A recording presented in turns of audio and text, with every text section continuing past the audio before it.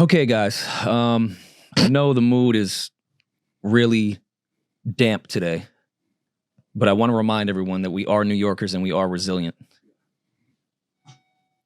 We know how to take a punch. We know how to take a plane. Oh my God. We know how to take a blackout. We know how to, I don't know, amongst other things, Rudy Giuliani, all of our mayors. Cuomo. We continue to rise above. So we will be okay. I want to make sure I see everyone is feeling a little depressed today, but this is nothing to a New Yorker. Nothing. If we were the New Hampshire Knicks, yeah, this would defeat us. But this ain't nothing. This ain't nothing. Snoop came in and kicked the whole fucking tower over and we was cool. We was like, yo, we got 2 more if you want them. Yeah, I guess. I mean, just Tibbs just stood there and watched the whole thing happen. Like that's the problem I have with all of this. But whatever, man. It is what it is. New York is just it's raining, it's cold today. The coffee is stale, the donuts are old. I mean, nobody's even honking their horns. They don't care if you cut them off. New York is just in a different mood today. Mo, this is how they want us to feel. You don't understand. You're letting them win right now.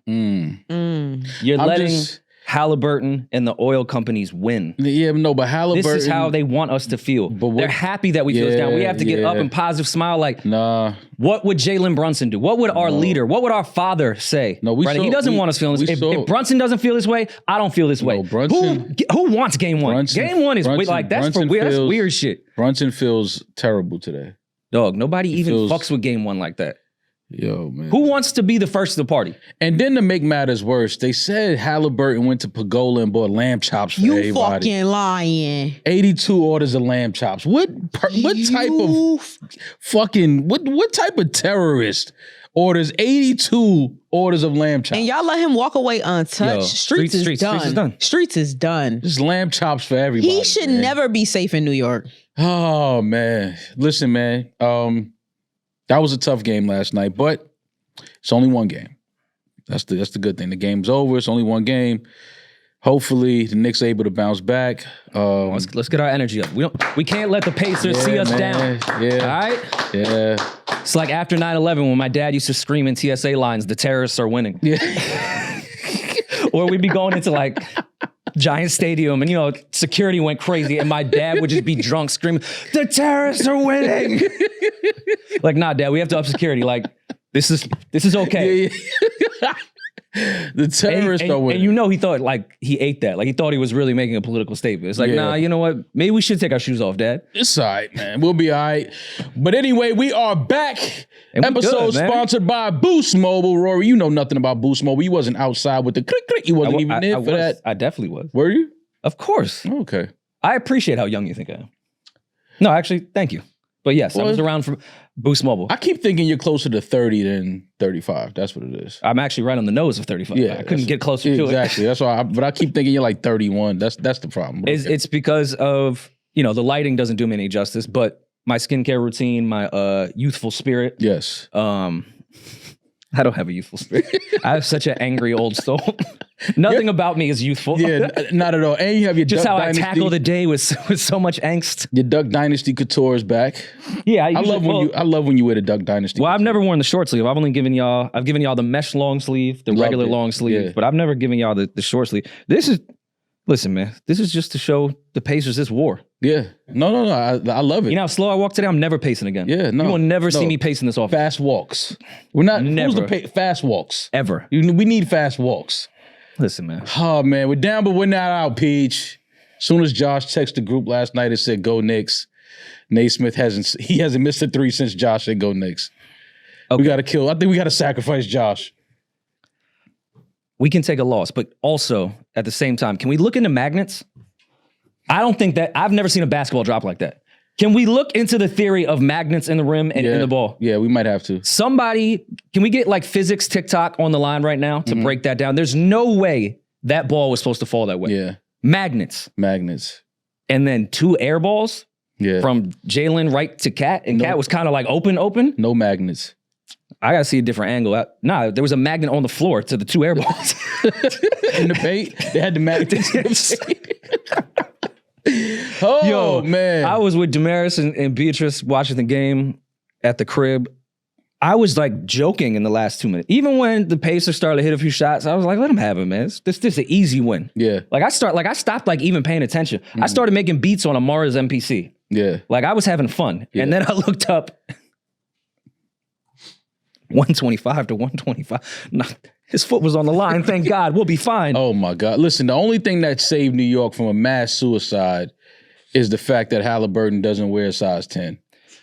Because if he wore a size 10 and that was a 3 and they didn't go to overtime, that heartbreak, I mean, it's heartbreak anyway, but at least the Knicks had a chance in overtime to win it. If they would have lost on a walk-off step back 3.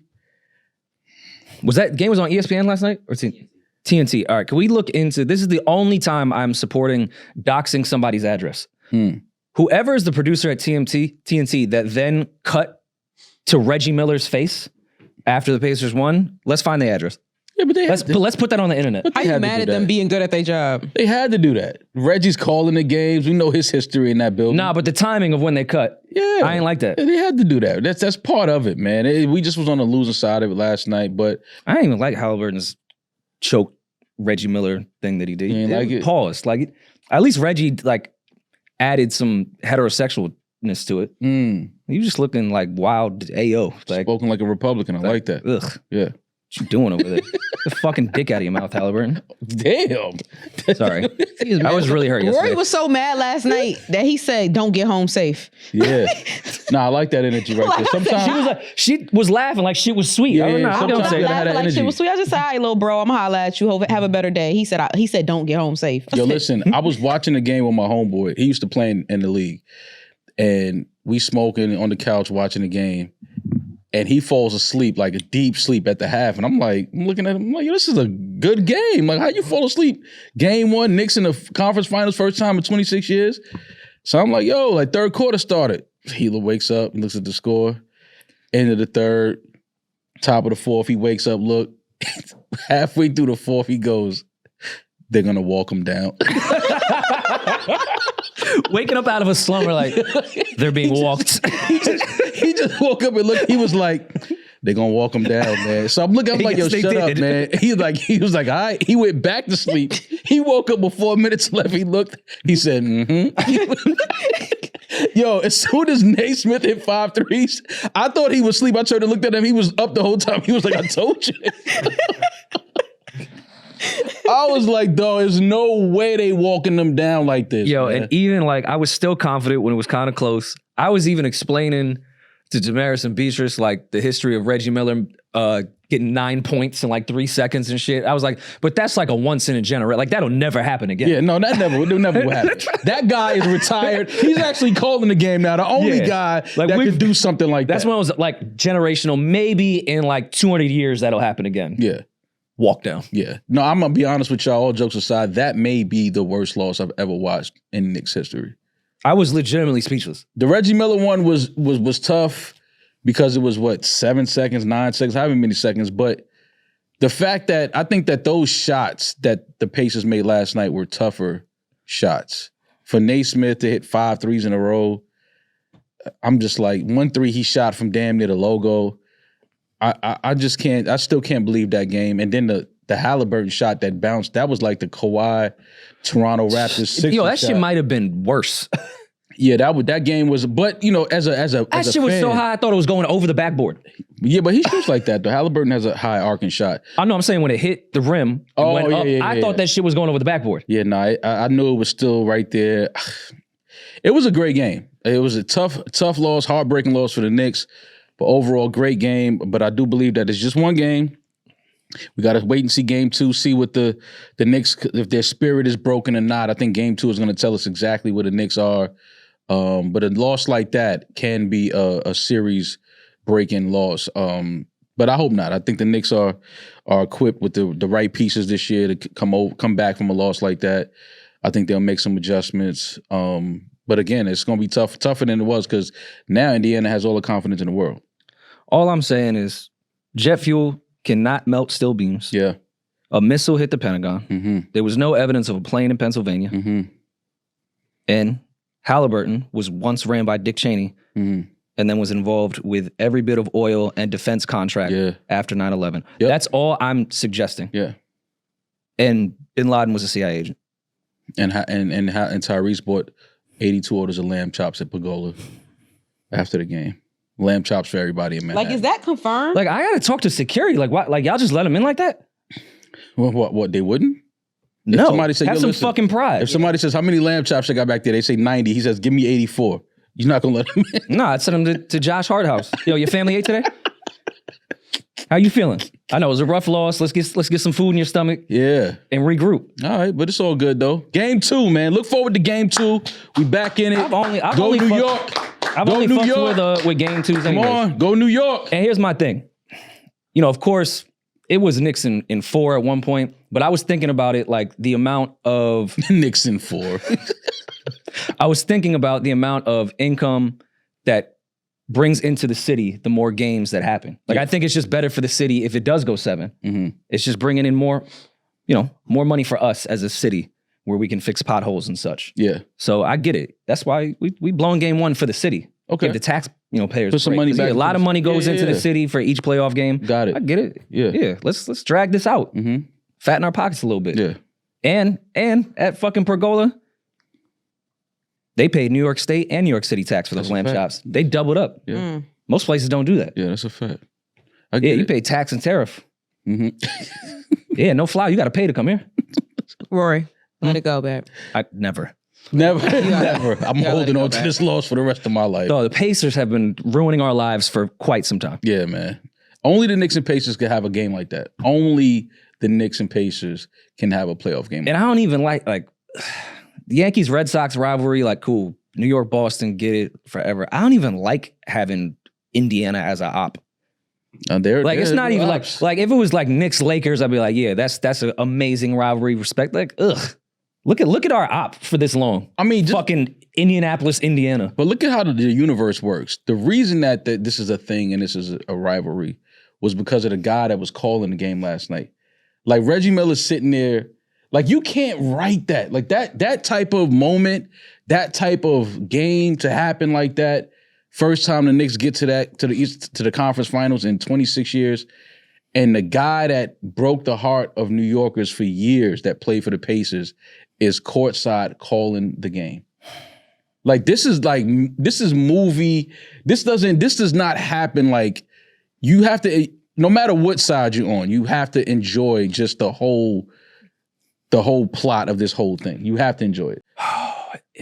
Listen, thank the Lord for Joey Badass. That's all I'm saying. Yeah. I don't know if I would have made it into work today. Yeah, it's a lot, but at least the universe can balance itself out. But yeah, I mean, that's just how the world works and how the universe works, yin and yang. Joey Badass cleaned up the entire world. So the universe had to come back to us and humble us and balance everything out. It's cool. I was chilling, what was that? Tuesday? And Josh texted me, hey. Whenever Josh texted me. That was the tone of... Yeah, whenever Josh texted me, hey, italics. He said, hey, are you jumping on the Twitter Spaces tonight? And I had forgot that we had talked about doing the Twitter Spaces, just kind of talking about the whole Joey Halliburton, Joey Badass, this between Joey Halliburton. I mean, it's just he's kicking everybody's ass. But we had a Twitter Spaces. Shout out to everybody that joined the Spaces and spoke. Shout out to Mickey Fax. Lloyd Banks was in the Spaces. Reason. Shout out to Gina Views. Who else am I missing? There was other because I got there kind of late. I got there like 45 minutes after y'all started. Yeah, I think you named. I mean, there was a bunch of people in there. It was a great time. Over 12,000 people joined, so thank you to everybody joined. Yeah, for sure. And again, apologies for my outburst. I'm resetting. I'm good now. All right. Twitter Spaces was amazing. I had a great time. It's always fun to talk about shit in real time with all like listeners and fans and everything. Like, it's fun on the podcast, but in real time talking to the timeline, I find it extremely great to just talk with them. And we jumped the West Coast. We jumped Reason. And I felt like it was karma. The West Coast tried to jump Joey Badass. So Reason had to get jumped in Twitter Spaces. Then he tried to run and get Gina, but Gina's service didn't work. So Reese was sitting there getting his ass whooped, screaming for Gina, and she has one bar. Yeah. Can't even find the Wi-Fi. He kept texting me like, put Gina on stage. Yo, nah, she up there. She ain't talking. That ain't on me. All right. We can tie this in with some of the recap. Reason was trying to suggest that everyone won in this. And even Gina, who is very direct in how she feels, especially after the victory lap that the West Coast had, and there is no middle ground gray area. It's either somebody won or lost, said the fans won. The West Coast looked way different than it did in 2024.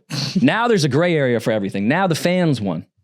I agree with them though, but... No, you don't. But I agreed on the Spaces. I agree when Gina was saying that Rayvon does not walk away with the L on this. He walks away with a W. I agree with them when they said that. He walks away with a W because he's getting interviews? No, it's not. He lost the battle, and that's what we were trying to get across to you. What did he win? He lost the battle. He won a whole bunch of publicity and attention that he didn't have before. Come on with that clout chasing shit. I don't care. But you bring up all the time that when you're a rapper, you need that. Like for your career, more people are now listening to Rayvon, which is well deserved because he is very talented. More people are now listening to him than ever before. Yeah, but don't mention that in a battle. We know you're right. And Gina's right in saying that. But don't mention that in a battle. Don't tell me that he's getting interviews and his streams is going up. And don't tell me that during a battle.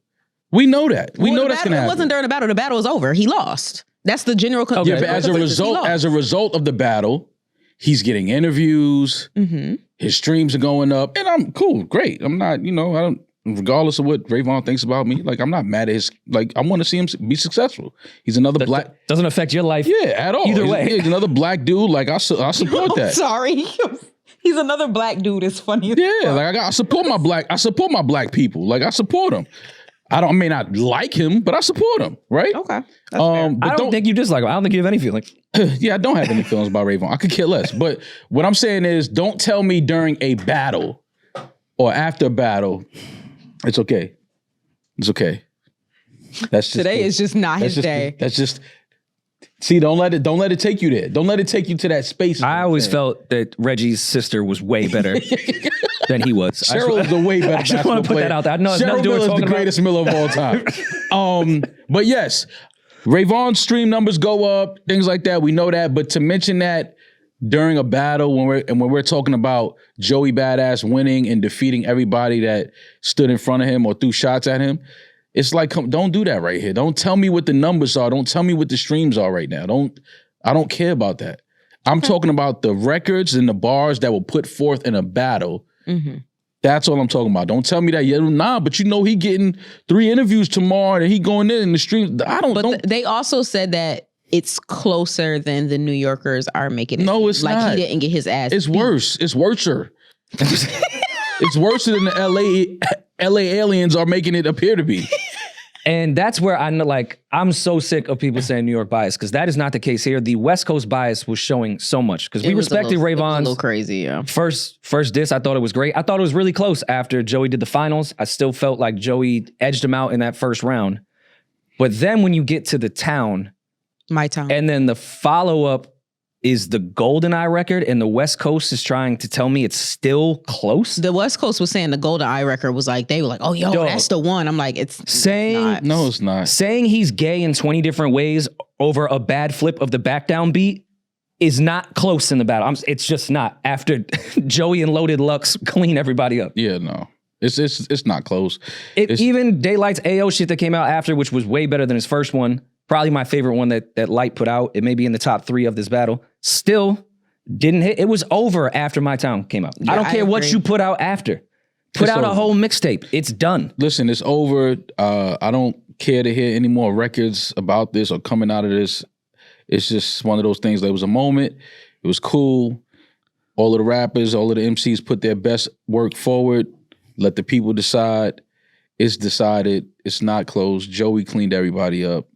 Everybody go back to their respective corners, work on your music, put out your music, do whatever it is you was doing before. But I don't want to talk about this battle no more. It's not even a battle. I liked, I did kind of sigh when I saw that Daylight put out another record either this morning or last night, the end credits joint. But I actually thought it was a cool way to end the entire battle. He just recapped everything that happened. Like, I thought that was cool to really end everything, because even I was starting to get drained. As somebody that was trying to instigate every rapper to get into this battle, I started to get exhausted. I was like, all right, man, I can't listen to another one.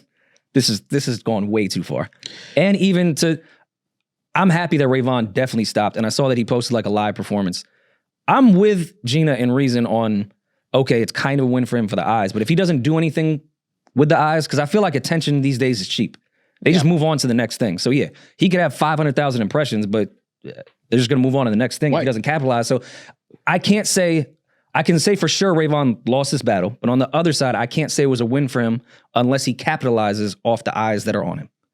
Because it's not a win for him even if he do that. He lost the battle, period. No, that's it. But we're talking about the separate part of like who takes away from, but he has to capitalize. All those eyes that were looking at him now need to continue with it, or at least, a percentage of them need to move on with Rayvon with his career and keep following him. Then I'll be like, all right, cool. That was a way to get more fans and more attention on you. But if you just do a battle and then everyone moves on to the next thing, you took 2 L's in my opinion. You didn't even use the marketing that was set up for you by Top if you don't capitalize off that. That's 2 L's to me. Yeah, I get it. I hope that doesn't happen because like Demaris said, I think he's talented and deserves eyes on him. I hope he uses it to, better his career because he's a good rapper. But if he doesn't, that's 2 L's. Yeah, but just stop saying it's a W for him. If he capitalizes. It's not. Yeah. You should always capitalize as an artist. Put out good music, capitalize off the moment, capitalize off the opportunity to release music. But the battle is the battle. All of y'all lost. Joey cleaned everybody up. I hope everybody comes out of this and does everything that they want to do in music. I hope everybody's successful. But I ain't gonna be like, but he ain't really lose the battle because he put out a classic joint after that. Nah, he lost. Which is fine. Yeah, no, of course it's fine. You win or you lose. They lost. Because even if, like, Demaris, back to your point that you were saying to Maul of, all right, if his streams go up, more attention goes up, then that's a win. That's kind of like saying, okay, Drake didn't lose because he was still the most streamed artist at the end of the year. It's like, nah, he still took a L by the court of public opinion. I didn't want to bring that up, but I'm looking at you, waiting for you to be like, but you being...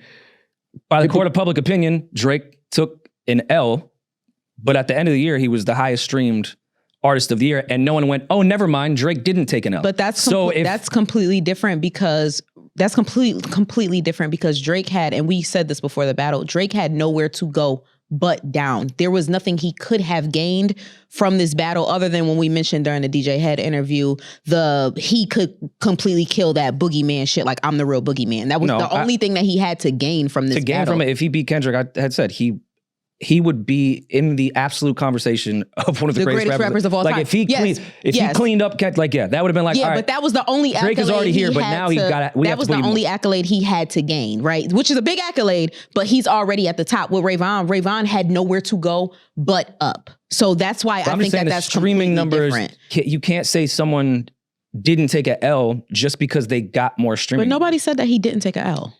Okay. Nobody. Well, I mean, literally the entire West Coast thinks. That shit was better than Ether and Takeover. You stupid. Yep. I can really appreciate, as New York crab in the barrel, like we don't stick together shit. I do admire how much the West Coast will defend blindly, knowing they sound insane, and still be like, nah, Ray cleaned everybody up. So I can appreciate that type of support. I don't think that it's blindly. I do think that we have different opinions on what music sounds better because we do have different sounds. So I do think that they truly believe that it was closer than it was because they might value Ray's swag more than they value Joey Badass. What was the name of the Daylight record that he had the chopped cheese as the artwork that Daylight even took off his own YouTube page? I need all the. I want to lend some West Coast ears so they can tell me if that sounds good. I'm cool with having different ears. If that sounds good to y'all.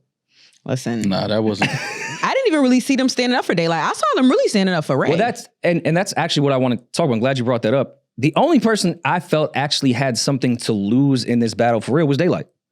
Because us even came in here, we were shaking for Joey. Because he has, rightfully so, he's proven the status of being an alien. He's one of those. We revere Daylight's pen probably more than most rappers. Period. Well, because he's a battle rapper. And the expectations were so high for him. How he delivered was so underwhelming. I felt like that was kind of the only real L that somebody could have taken in this. Because like Demaris said, the only place you can go is up. Joey's still gonna be Joey. He's still gonna act no matter what. Daylight's brand, I think, was the only one that was kind of like, damn, that was underwhelming. We had no expectations for Ray. Yeah. Even with Joey Badass, we're like, we know Joey can rap. He's a great MC, but he's not super battle tested. We didn't even have the highest expectations for Joey. Daylight, though. Yeah. He's the only one that I think really took like a brand loss. Like, damn, I'm never going to forget this part about Daylight. But I only had nothing but amazing things with Daylight, and like everyone should be terrified of Daylight. When Daylight shows up, everyone should leave the park. He's that good of a rapper. Now I still think that about Daylight, but this was like, I think what we learned in it is you can be a battle rapper, but when it comes time to battle rap on records with music, you know, having flows and things like that, it's a different ball game. I think that Daylight is just, the cerebral thing works on a battle rap stage because you get to kind of be performative and you get the, you know, the theatrics of battle rap. So that whole cerebral angle is, it lands better on stage. The cerebral, you know, I am a god, all of that on wax in a battle is not. I think battle rap, you have to be a little more cool. I think you have to be a little cooler in battle rap. I think you have to be a little more charismatic. I think you got to be a little more witty. You're putting on a performance, for real. It's a performance. Like, but you can't be like Daylight's thing is too, you know, it's too much of his own world that he creates in his music. And on wax, it doesn't land the same as on stage. I can kind of perform and create this whole thing where I'm bringing you into my world. On you know, with the music and on a disc record, it's just, it doesn't land the same. And that was the disappointing part for me listening to Light. I was like, it's not landing the same. If I take the music away and put Light on stage with Joey Badass and let Light perform this, then it might look and feel a little differently. But on just listening to the music, it didn't land. Again, his battle rap career, I think, takes a hit now because all the battle rappers have incredible ammunition now to kind of like go at Light if they battle. Now, I still think Light is a dangerous opponent for anybody, of course, because he's obviously talented. But I do think that coming out of this moment, now other battle rappers have ammunition, which is why it was so clever for Joey Badass to put Lux on the record.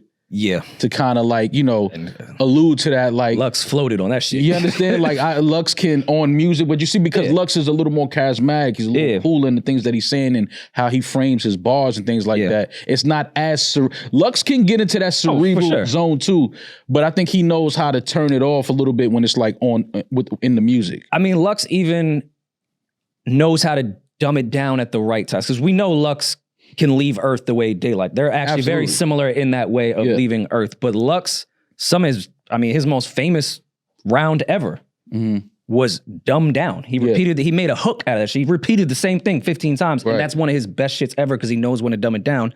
And we were talking on Twitter Spaces, the hip hop purists are gonna just have to face the reality that in the history of battling, the simple shit wins. Yeah. It's not who's the best rapper. You have to the most famous battle lines that we all go back to are very, very simple, even from the most lyrical rappers. Like Beans and Kiss dumb down their own shit, and that's one of my favorite battles ever. Even Hove and Nas, they weren't going lyrical miracle, fucking 10,000 different metaphors, and we were like, oh, he's the winner because he had more metaphors here. Now you gotta dumb that shit down. What's gonna hit? What's gonna land? What punch is gonna matter? I mean, I think is that your tour or your girl's tour? Like that was a finisher, and then Meek came back and barred it the fuck up, and it was like, nah, I'm cool. I think that There's nothing here that we can repeat. I think a lot of that relates to the Drake Kendrick thing. I think Not Like Us is a dumbed down, just diss record. Like it's nothing to think about. You get it as soon as you hear it. It's a hook. It's, you know what I mean? Like, so I think the bridge is over. Right. Is that KRS's most lyrical performance? No. Purposely. Yeah. He made a fucking hit. And that was the bar. The bridge is over. Sorry, Queensbridge. Right. Fucking buried a whole borough for 10 years because he just said the bridge is over. That's where I think, because you know I'm on the side of the nerds, but I don't want to go through every single Daylight metaphor when I can just listen to My Town and clearly see who's winning right now. Right. Beats do matter. Yeah. Music Flow matters. does matter. Like music matters in the battle. Like, what are we talking about? Because someone even said that on Spaces. She was, of course, from the West Coast. Was bringing up Daylight's bars and like, oh, Joey just picked a better beat. Okay, why is that not a stat? Right. It's a music battle. Yeah. Like music's now not important. Yeah. They're musicians. So I mean, it is what it is. But I saw you getting some of your get back. Yo, where's my Boost mobile phone? Let's get Punch on the line. Yeah. Boost, can we get Punch number? Call Punch, man. Punch Let's get his responded. mobile. I tweeted, I said, where Punch at? Just being funny. I wanted to kind of just, poke some fun at Punch and those guys over there. And Punch responded, said, getting ready for these 3 sold out shows at SoFi. I'm like, all right, see, now that's not. Nah, but you don't. now it's accolades, right? Yeah, now it's accolades. Yeah, like, what? You can't. All right, man. And now I can't. How do I respond to that? All right, hit me when y'all done. That's like when, what am I supposed to say to that? That's like when someone's getting cooked and their only response is, all right, but do I get pussy? Right. It's like come on, nah, man. have that same energy you had before when y'all was Don't winning. tell me about I have to these- see your losing swag too. Yeah, don't tell me about these 3 sold out shows at SoFi, nigga. Where you at? Yeah. Come get your mans and them out the park, man. They getting punched on. That's like in the rap battle when someone getting barred up and it's like, all right, well, let's exchange net worth. Nah, that's not what we talking about right now. We're not talking about that right now. That has nothing to do with nothing, man. Can I ask you guys what your favorite part of this battle was? Because I know mine. Mine is The fact that it's over. This wasn't enjoyable for you. We just came off. We're off the heels of the most fucking annoying and treacherous battle that originally we look forward to. We were asking for, we got it, and we all wish that we never got it. And now I feel like no one asked for this, but I feel that I'm very happy that we got this. I feel like it was kept very like respectful. Everybody did their best, and there was some winners and some losers that came out. I'm so happy to have discovered Kai Cash. Kai Cash is fire. He And dissed shout out our to Lady friend, Gentleman. and he has one of my favorite disses of the entire battle. He dissed our friend. Who's our friend? He clean reason up. He clean reason up bad. Oh. We was in our group chat, like, it went from jokes to like me and Demaris being like, nah, like you really gotta like reply, dog. And I'm here to We fucking with you, but like, I'm here to dog, start he's like, shit. that was a really good, like, Kai kind of smoked you, man. I'm here to start shit. Hey, Davies. Oh, yeah. Oh shit. Reason said he wants smoke. Yo, Dave, I don't know where you at. I don't know what you doing. Reason said he wants smoke, fam. And On and off in the studio and on the court. He said he could smoke you in basketball too. I'm just saying, Dave, I don't know where you at. I don't know if you on the east side or the west side, my nigga, but Reason talking like he wants smoke. In your free time, Dave, whenever you're just not busy and booked, I mean, I think you should just... I'm texting Dave right now. I'm gonna see if we can get him on the phone. Yeah, just... Because listen, man. Because Reason was talking greasy. He was. He was talking greasy. He even called out Banks. I said, whoa. That's when I had to be like, all right, slow everybody, wherever you are in the world, just slow down and stop. No, hold on. We're not going to just start calling let's accurately out. tell it, though. We're not going to call out Banks of all people. Like, we're not doing that. Reason, as he should, had a lot of bass in his voice. Every rapper should feel that way, talk that way. Once we got to Banks, his tone did change. He was like, I mean, we could do whatever. We can do whatever. It's funny. Like, you didn't just sound like that. It ain't whatever. It ain't we can do whatever. Do you want to battle? Like, if that's what Banks wants to do. Do you want smoke with Lloyd Banks? Because I don't think you do. But as a rapper and as an MC, you have to do what Reason did and accept all willing challenges. You have to. You can't back down and shy away from nobody. I respect that. But I know when we was on that Spaces talking and Reason, when Banks' name came up, I know Reason's toes curled up in his boots.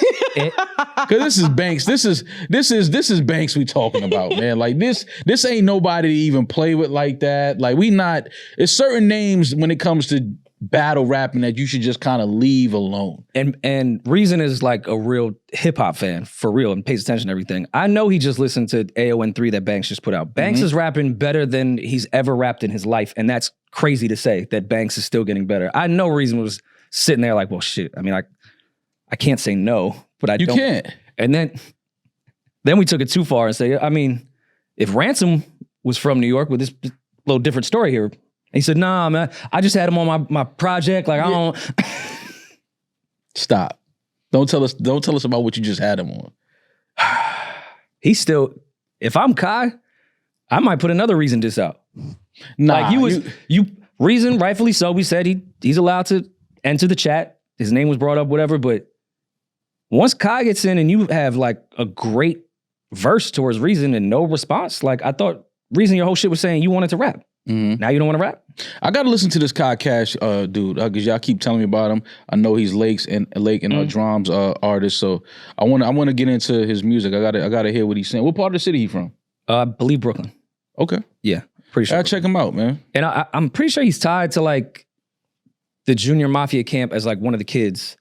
Cause like I've seen him rap with like D-Rock's son, even CJ. Like he's tied to Junior Mafia somehow. Okay. I gotta check him out. I gotta see what he's talking about, man. Oh, and I was such a phony friend when Kai Cash dropped that shit. We was on FaceTime with Reason and turned it up. Turn that shit up. We turned it up, and then I followed Kai on Instagram. And then showed Reason. I said, yo, he followed back. Yep. Because me and Rory left, literally all of this happened. Me and Rory left the studio. We're in fucking rush hour traffic so bad that I got out the car and went and got food and came back. Rory was still in the same fucking spot. And this has just started dropping. J1 dropped, Kai Cash dropped, CJ somebody dropped, like then Joey dropped. All of this happened like within like fucking 3 hours while me and Rory are trying to get home. It was fucking insane, but I loved it. Yeah. Listen, anytime rapping is the focus, especially in this era, I'm happy. Even if they're dragging it, there's been so many times where bullshit has always been the focus. Anytime rapping is trending or on the front lines of media, I am a happy person. Yeah, I love to hear, a lot, like I said, the Kai Cash, I never heard of him. But I'm glad that this moment happened because now I heard of him. I'm hearing, he's one of the new young spitters out of NYC. So I'm gonna listen to him. I'm gonna check him out. But that's what this moment is able to do. It shines light on other people that you may not be aware of and maybe not be on your radar. So shout out to Kai, man. I'm gonna get this because I had somebody else told me last night too. They was like, nah, he's dope. Yeah. But I never heard anything from him, so I gotta check him out. Listen, man. Let's go to Quad tonight, because I know Dave is in Quad. I've never not been in Quad and not seen Busta Rhymes or Davies. Davies is in Quad tonight. Yeah. We running up there with a beat pack, and I'm going to give him all the information I know about Reason. That's crazy. You are really That's crazy. You can't trust Reason, but don't get it twisted though. The one thing I do respect about Reason is his name was called out, and the very next day he dropped. So I respect that. I respect when anytime a rapper gets right to it, we not gonna wait. It ain't no rollout. It ain't no marketing. We getting right to the music. And I'm not gonna lie, I truly believe, and y'all could disprove me, whatever. I truly believe that out of this entire battle, Reasons was the only one that was actually written in 24 hours. I believe a lot of those disses were pre-written. I think I'm sure there was ideas and I'm sure there was similar to when we had asked DJ Head, like, did Kendrick have all these in the tuck? And he's like, well, I'm sure he had like a few 8 bars or whatever, and then pieced it. I think every rapper does. Yeah. Every rapper always has. I think they all have folders of just in case. Yeah, like directed at certain individuals. And, it's interesting now because the way cats used to battle before, a lot of their bars were for like whoever they were standing in front. Yeah. Now things are more tailored to specifically who they're talking to and going at. But when cats used to battle before, you could take a battle verse and tour the country with a battle verse and stand in front of any rapper, and it feels like you're talking directly to and about him. But now things are more specific and direct. So I think a lot of those rappers had some bars already. I think Ray Vaughn might have had some bars already since the Too Much West Coast dick licking bar. Yeah. I think that was the bar that kind of like perked a lot of the West Coast guys, perked their ears up and got them kind of like, just like, yo, all right, in case something goes down in the next couple of weeks, I got at least 16 ready. Of course. But then you add on to that, and then it becomes you got to make a record, so you got to add, just the music and then things like that. But I do think a lot of those bars were written in the last probably 2-3 days before they came out. Well, Reasons was definitely in 24 hours because he wasn't preparing for this battle. Like, it's not like he was involved until that point. Yeah, but Reason's a writer. He's a rapper. He gonna always have bars ready. His point of view of that was not really in the beef. It was more kind of replying to like, hey, I wasn't dropped and, a bunch of other shit. But yeah, that just because he wasn't involved. But I've been with Reason, and there was just a small possibility that somebody may have said something. And he's like, all right, I'm about to write a 64 and just leave it in my phone just in case. Like, all rappers should do that. They should do that. Prep. But also shout out to Reason for having one of the only like cool New York beat flips. Y'all butchered a lot of those beat flips. Yeah, it was terrible. Like, Reasons was really good. I mean, shit, Joey didn't do a beat flip. That was just Wu-Tang shit. But, some of those, the back down shit was awful. There was another one, New York beat that somebody from the West Coast flipped. They're going to say you hating. Awful. They're going to say you hating. What are they going to do? Say I'm hating some more? You said I was hating all last year. Like, fuck, they gonna say I'm hating more? Like, all right, cool, man. It is what it is. Like, listen, they need to change a lot of definitions in the actual dictionary. Right now, the exact term for hating is if you don't think everything the West Coast does is the greatest thing of all time, that's now the definition of hating. yeah, If you are slightly objective or critical of anything the West Coast does, you're a hater. If you don't think they are levitating above us as hip hop gods, just showering us with the greatest music of all time, you are a fucking bitter hater. yeah, and we you gotta have stop New York that. We gotta bias, stop that narrative of. And you wear Timbs to sleep and other corny jokes. Let's stop that narrative of the East Coast don't rock with the West Coast. I've been listening to West Coast music before some of y'all were even born. Like, so to call me a hater is like, bro, you just started coming outside in 2008. Yeah.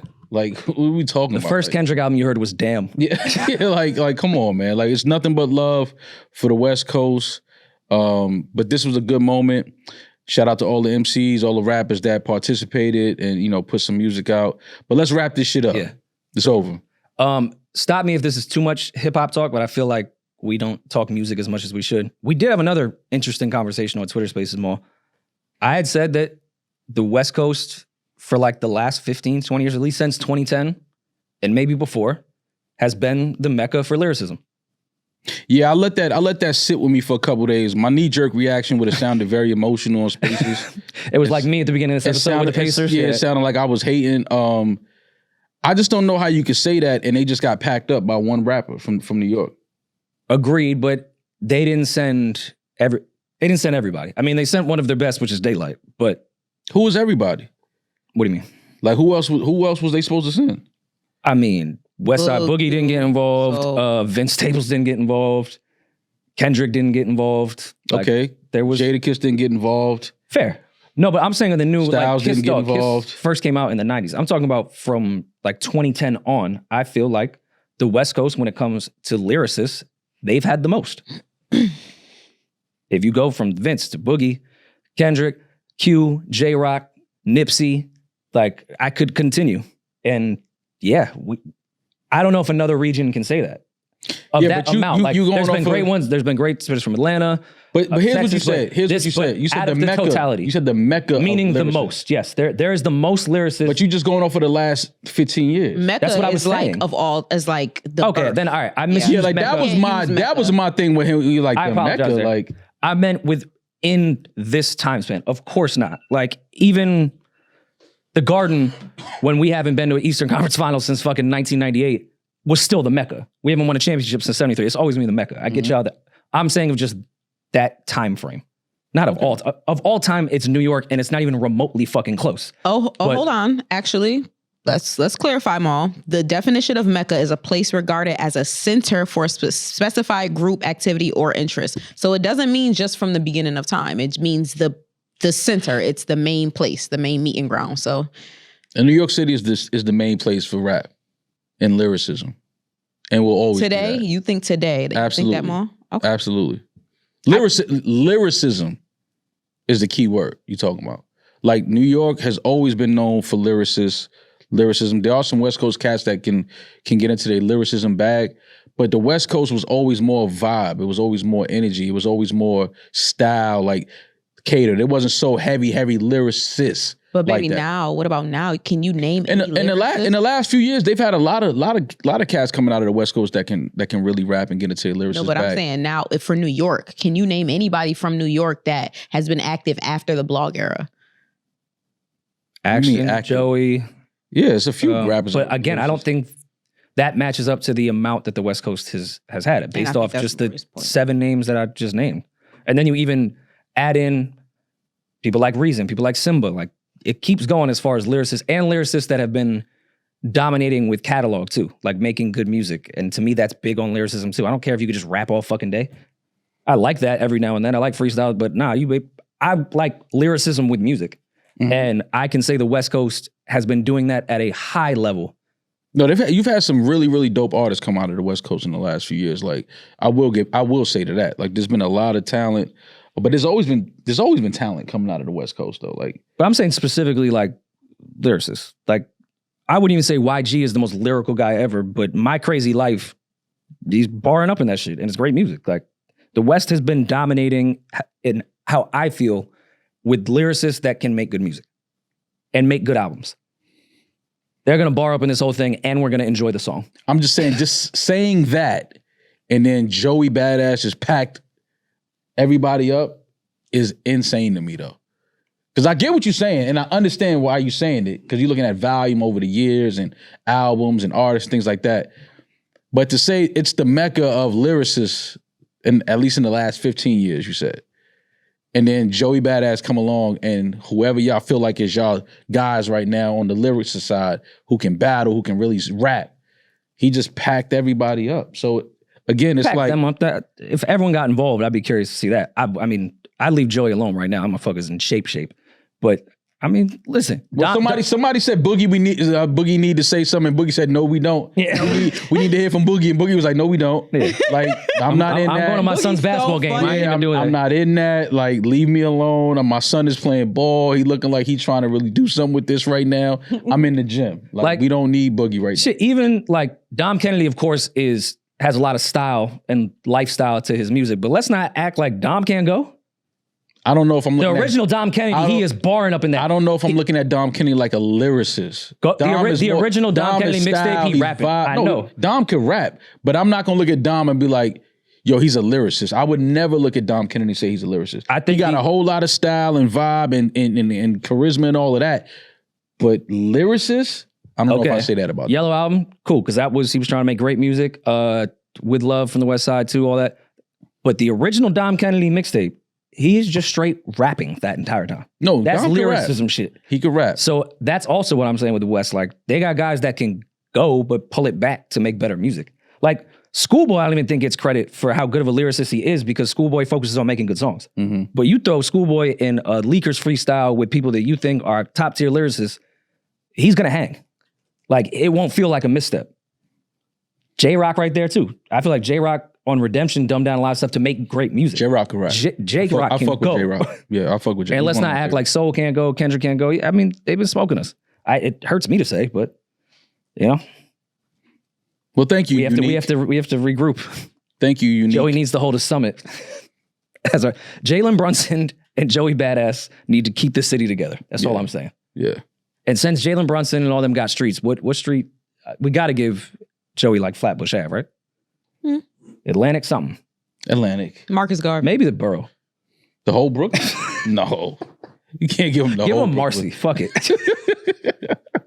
No worry and mouth. Mo, you ever looked at a phone plan and was like, all right, this is a reasonable price, whatever. I think I can afford this. And then the month passes, you get your bill, and there's 10,000 hidden fees, and it's triple of what you thought the actual price was going to be. Happens all the time. And you just feel duped. Absolutely. But I found someone that doesn't do that. Boost Mobile, you pay $25 a month forever, unlimited talk, text, data, $25. There will be no price hikes or anything that's hidden, no contract. This is what happens forever. Forever. With Boost Mobile, you also pay $25 a month forever. That's unlimited talk, text, and data starting at just $25 a month. No price hikes, Rory. No contracts. Forever. 5G speeds not available in all areas. After 30 GB, customers may experience slower speeds. Customers will pay $25 a month as long as they remain active on the Boost Unlimited plan. On our way to the studio today, Kid Cudi testified in the P. Diddy trial. He bit the cheese. Was it cheddar? Extra sharp? Stop. Cracker Barrel? What? I love Cracker Barrel. Extra sharp. Baby D on the Big Mac? Are we now going to call Kid Cudi a snitch? He's a rat. No, he's not. He's a rat. He's a tax-paying citizen who had a crime committed. He ratted. He snitched. He snitched on the P. Diddy case, man. Nah. He's a tax-paying citizen that's snitching on somebody that deserves some jail time. But this morning, so we got, of course, there's no cameras in New York City trials, but Kid Cudi says he and Cassie dated in 2011 after she and Diddy have been having some problems. He testified that Cassie called him earlier in the morning, scared, saying Diddy had found out about them. Kid Cudi picked up Cassie, and shortly after, his house was broken into, gifts were open, his dog was locked in the bathroom, and security cameras had been moved. His dogs became jittery after the break-in, and he testified that Diddy told him over the phone, "I'm over here waiting for you. Diddy snitched on himself. Later, Kid Cudi's dog babysitter called to say his Porsche was on fire. Cudi says the fire was caused by a Molotov cocktail thrown into the car. He identified the damage in court photos. He told the court that he believed Diddy was responsible for both the break-in and the car bombing, mainly because Diddy called and said, hey, I'm responsible for this. See, that last line, he told the court he believed Diddy. That means the court didn't know if Diddy did it or not. Okay. Maul. That's biting the cheese, man. I know you wouldn't do a podcast with a rat. If Diddy broke into my house and lit my mother's Mazda on fire, and I went to court, which I absolutely would, and say, Your Honor, P. Diddy broke into my house, locked bays in a bathroom, and then lit a Mazda on fire. Are you going to continue to do the pod with me? Because I'm going to tell the courts that. Absolutely not. Like, without question. I'm going in, Your Honor, here's my security footage, listen, it's the rat cast already, man. So fucking get your shit off, man. It is what it is. And we have Kid Cudi actually hanging up on our bathroom door. Kid Cudi is hanging up on the bathroom doors. We've been ahead of this. Cudi, we're taking your photos down. I'm letting you know. Well, I'll take your photos down. He bit the cheese, man. No, but all jokes aside, I mean, I think he had to testify. He was subpoenaed, right? Yeah. But I mean, even if you're subpoenaed, you can plead the fifth. But I'm curious, I'm not part of lawyer Twitter.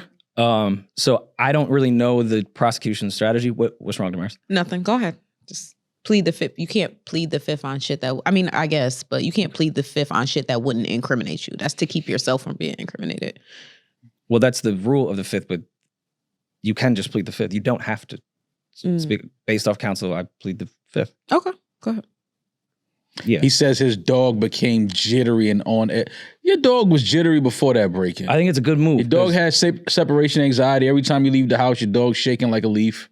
You know puppies, bays gets shaky every time you leave the house. Oh, for sure. Yeah. But I mean, this is a good move because regardless of what happens with this trial, there will be a civil suit no matter what. And Cudi is getting ahead of that to say that he was affected by this and he is entitled to some compensation or at least some dog treats for the dog to help with the anxiety or dog therapist. I don't know. But I see what Cudi's trying to do because no matter what, there will be a civil suit and people will be getting money regardless of the criminal shit.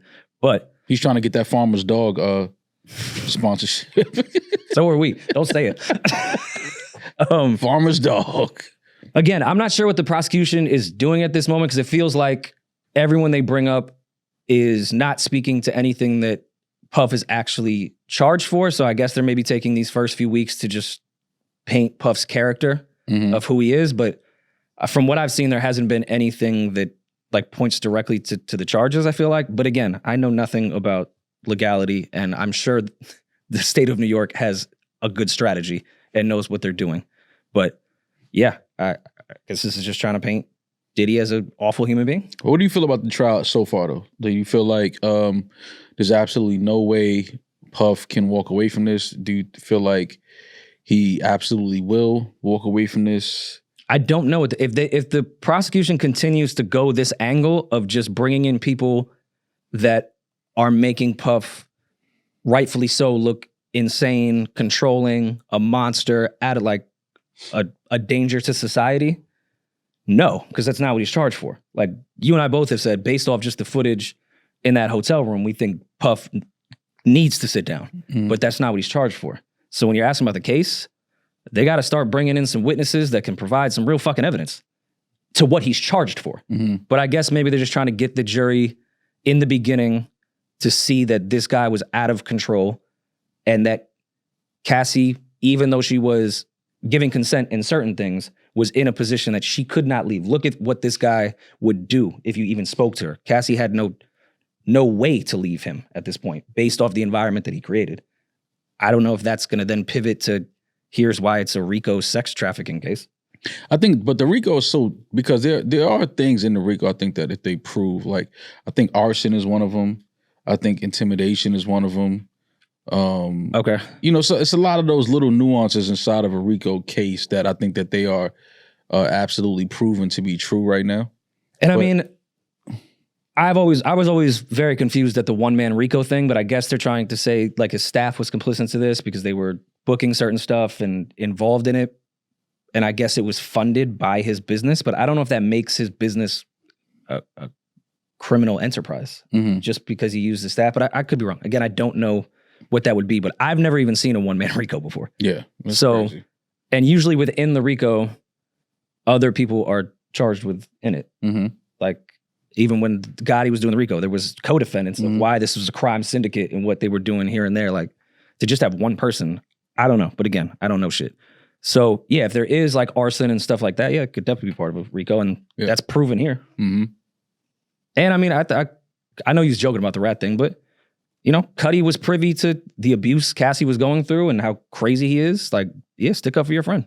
Yeah. Go tell what the fuck was going on, what he was doing with somebody, because Cudi didn't even beat, right? It was just friends. I hope he did. Imagine your car getting blown up and you didn't beat. I would be so mad. That's what I'm saying. And again, I don't want to joke about the abuse shit, but like, have you ever been approached by a dude about his girl and you didn't beat, and you're like, no, like, please, you're misleading your energy right now. Like, somebody trying to fight you, approach you when you're not even like, no, I'm not fucking your girl. No, I never been approached, but I found out why some dude didn't like me like years later, and it was because he thought that I had been with his girl, and I was like, first of all, I never even had a conversation with your girl, let alone had sex with her. Like, and that was the whole reason why, like, it was always like weird energy whenever like you was in the room. Like, yeah, you thought, why not ask me? Like, You must have been her type. Okay. You should have went and fucked after. She wasn't my type. Ooh. But what if maybe he saw like in her phone, maybe like, you know, some extra likes on your page, or like maybe he just had an idea that she liked you and that's why he disliked you. Cool. That sounds like you and your lady need to have a conversation. It sounds like you and your insecurities need to have a like talk why are in the you mirror, but yeah. Yeah, like that's just no. So yeah, I've never been approached.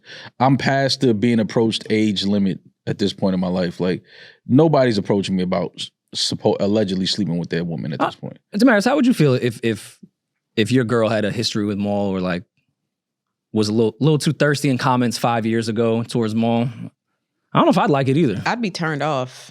But like, we don't know Maul. This is like, we're not on a podcast with him. Just, you know, we know of him. Mm-hmm. Like, we see him get busy on the mic. Oh, okay. I feel like I would still feel the same way. Like, why are you being thirsty? Being thirsty to a man is crazy.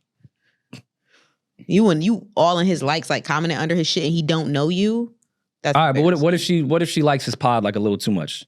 Like, no flirting, nothing, but like just be laughing a little too hard, or like even be tweeting about like certain moments of the show and be like, "Yo, Maul," crying emojis. Not flirting, just a fan of the show. Yeah, I don't know how to feel. I'm cool. Yeah, cool. It's weird how that works. That's a lot of self-hate too. Like, I would hate if my girl liked me. I tell people all the time, like, people be like, yo, I listen to the pod, automatic. How you like us? We unlikable as fuck. Like, you're not my type if you like us. Like, we don't talk about nothing but bullshit on this podcast all day. You're not a suitable partner if you like the new Rory Maul podcast. Which is not true. That's not true. We're joking. It's kind of true. No, we're joking, everybody. We appreciate the support. Please don't stop listening to us. I am joking. But yeah. Yeah, because I don't know. Nah, I don't like my, like, I don't like my girl having hobbies or even liking shit. That's kind of weird. Nah, like, listen to something motivational, like something, you know what I'm saying? Like, why you care about hip hop? Like, why you care about hip hop is crazy. Like, listen, I think Lucky Day is a classic too, but like you always playing it.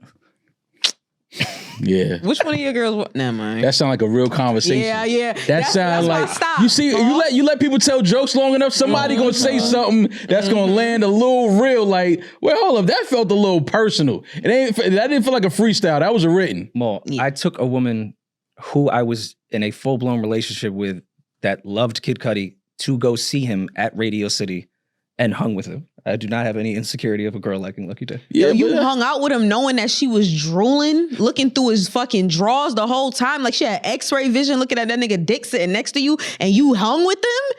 That's wild. Or she just loved Man on the Moon. Like she could have just loved Man on the Moon. Like, maybe she just likes music. Yeah. You said that she really liked him. Lucky Day has 3 amazing projects. Yeah.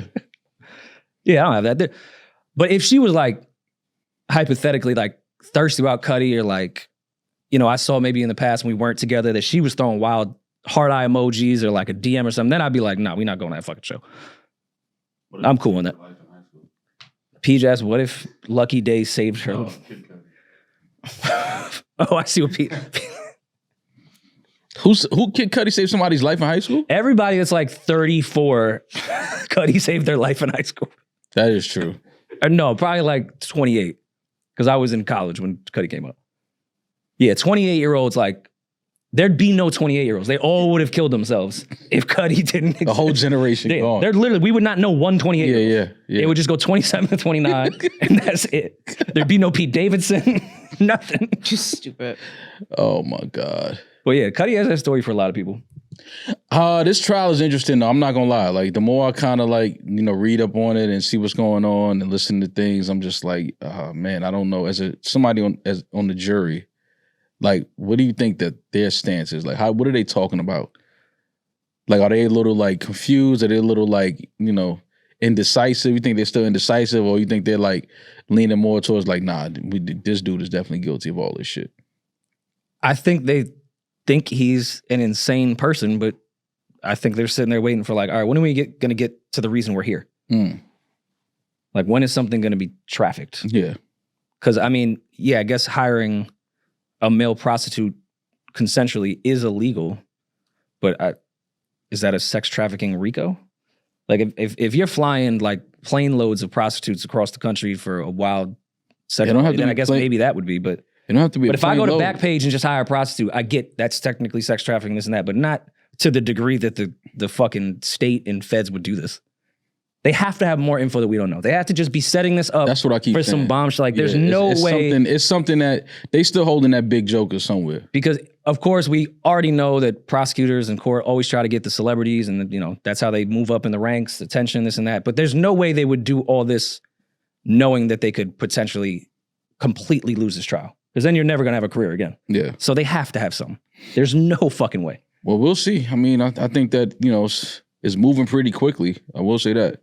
I feel like this trial is, once it started, it didn't slow down at all. Yeah. Every day is something new. Steam picks up. What's her name? Did she take the stand? I know they said that she was, and then I heard that maybe she's not going to. No, I don't think she's taking the stand. Okay. Yeah. That was a rumor, but as of now, it hasn't been confirmed that she's taking the stand. Did Dawn took the stand? Yes, Dawn took the stand. She ain't really saying anything worth knowing. All she really brought up was the domestic abuse that she saw Cassie suffer. But I don't know how that. Just to kind of add to the. Yeah. Okay. Yeah. Listen, I want him to go to jail. Even if it's not for this, like, I just feel like that man needs to be in jail. But if he doesn't go to... Well, he's been in jail. Yeah. Well, stay in jail. Let's put it like that. Oh, you want... Okay. But if he ends up out, do you feel like this was enough to tarnish his image? Absolutely. You don't think he goes back to being love? No. It's over. I've already seen the energy change, and I of course the timeline is an awful point of reference for life, but we live in this world. I've even seen some of the energy where it was across the board, fuck Puff. Outside of like TD Jakes, it was fuck Puff from everybody. Mm-hmm. I've seen a little bit of shift since Cassie's testimony, with the red pill shit taking over the internet, the energy with Tory, the Diddy shit, like shitting on women and propping up men as the victim is trending. That's a thing. I could definitely see the energy shift out of this entire thing, that Puff is now a martyr for men and we need to prop him up. Look at what this great man had to go through because quote unquote women be lying. Mm-hmm. I see it. I see the Republican Twitter already got a hold of Tory. I saw what's that white chick that Charlamagne hangs out with? God. What's her name? You talking about Tommy? Tommy. I think it was Tommy. Her show got a hold of it, breaking new evidence in the Tory case because, everything on the right is to make sure, you hate women. That's their marching orders. Even the women have to point out that women are liars. Breaking new evidence. Duh. Y'all don't know the definition of evidence. Somebody overhearing some shit that wasn't even involved with the case is not breaking new evidence. And now the Republicans got a hold of that. Now Tory's a victim to the right. Like, we need to save this man and get him out of jail. Can Trump pardon him? Like, it's become that now. Mm-hmm. I can totally see that shift happening with the right PR with Puff. People forget about all that footage, and now Puff is the martyr for men, and women lie. Well, people forgot about that footage even before he was arrested. Like, people was out. He was walking around Harlem. Mm-hmm. People was taking pictures with him and all of that. He was in the park. Like, It was people don't. I think we need walking to to Miami with King Los. Yeah, I think we need to get to the point where we just understand that people don't care. A lot of the Tory, you know, I can't even say Meg cases, state of California versus Daystar Peterson. Even with that case, I wish people would just say they don't care. Yeah. Stop saying he didn't do it or you don't think he did it. Just say you don't care. Because if the state of California and a jury sat in the courtroom, and sometimes we know the justice system is flawed and for sure things get, you know, mixed up. But if all of these things happen and, you know, a woman takes a stand and she's subpoenaed by the state of California as a witness in this case, and she goes up there. I never met Meg. But something about me something about Meg says that she wouldn't get on a stand and lie if she's subpoenaed by the state of California. I don't think she would lie in the face of the state of California. That just doesn't sit right with me. Nothing about her energy says she's lying. Now, you could have your feelings personal about Tory and be a supporter and all of that. Great, you know, dope artist. I get that part of it. But I think people just need to get to a point where they say, yo, you know what? I don't care if he did it or not. Well, they pick and choose that because, you know, Meg did lie to Gayle King about fucking Tory, but I always said, like, okay, what the fuck does that have to do with anything? I'd lie to Gayle King about bodies too. Like, why have to get on the news and say I fucked him? I could find 30 million women that have lied about who they slept with. Yeah. I can't find one woman that has ever lied about who shot her. Well, maybe. I'm sure there's somewhere that's happening. Find it. But even that, like, they pick and choose what lies to take, because that's everyone's shit. Like, yo, we've seen Meg lie before, so she must be lying to the state of California and to us. Okay, but I've seen Tory lie plenty of fucking times. And Meg just put out her statement that no one really wanted to address what she had to say. They just wanted to call her a liar. Okay, at first, Tory said, I wasn't shot. Now he's saying Kelsey shot me. Sounds like a liar to me. But then he also is it Uchi Wally or is it one Mike? Then he has, right after the shooting, when people were saying, oh, Kelsey shot Meg, Tory was commenting underneath like, no, Kelsey didn't. Meg's actually, as we speak, Meg's lawyers just put out an entire document that literally chronicled everything. They broke down every lie. They broke down what these blogs are saying, because this is the biggest thing with me that's really between the Diddy case, the Halle case, all of this. People believe just because somebody has a verified Twitter account and they put some shit in big, bold font, people think that is news. That is not news. Y'all are believing fake tweets. Y'all are believing AI articles. There is no media literacy. People don't know how to recognize AI anymore. Like, it's very, very scary how easily people's brains are manipulated. Like, just because you see somebody from the right, a senator or somebody, come out and say, oh, there's exculpatory evidence that's going to free Tory, and y'all automatically believe them. Because senators never lied. Not you. And first of all, they don't give a fuck about you or Tory Lanez. He's not even an American. They're pandering on your emotions like people have been doing for centuries. And it's like no one is paying attention to it. No one cares. Because it folds into their overall goal. They don't know who Tory is. They don't know who Meg is. They don't give a fuck. But this case now, PR-wise, folds into what their narrative is of hating women and not believing women. And, you know, they've been so anti-Me Too and this and that. It just falls into their marching orders as is. And even like, I've been guilty of it too. Once you want something to be true, you kind of purposely miss a lot of things that are said. Like when Tory texted Jason Lee, and Jason Lee asked a straight up question that all of us have been wondering forever. And I'm so happy he asked it. Tory, if you didn't shoot Megan, why did you not take the stand and say that? His response, like, I got a bridge to sell y'all, man. Oh, his response of saying, yo, I lost my mom when I was 11, so I took the blame for Kelsey so she wasn't separated from her child. So you want to separate from yours? Wait, that was a real response? Yes. And they, nah, man. And the timeline ate that up. And then the people y'all sitting here telling me anything now. No, that is what was said. That is what was said. Here's the thing. Yo, what is going on? This shit has gotten me and Vlad to agree on something. When Vlad be putting shit up like, dog, There's no world where Tory Lanez, at the point of his career, takes the blame for some random chick he was kind of fucking in the sense of parenthood. And then everyone under that said, Vlad, you don't understand the streets. Tory is a strict code. Listen, as somebody that has had people in court and go through things, I know what this is, trying to get to the appeal. And while if the appeal is granted, he will be released from prison and allowed to, be with his family. Like I know this angle, and this is the. And to be fair, to be 100% fair in this conversation, this is exactly what his lawyers are supposed to do. They're supposed to create this momentum and create this thing of, there was evidence not submitted or whatever. Like, they're supposed to do that. This is what they're supposed to do. This is what they're getting paid to do. Anything to get him out of the prison system and, get an appeal and let this go back to court so that he could, still be out and be with his family.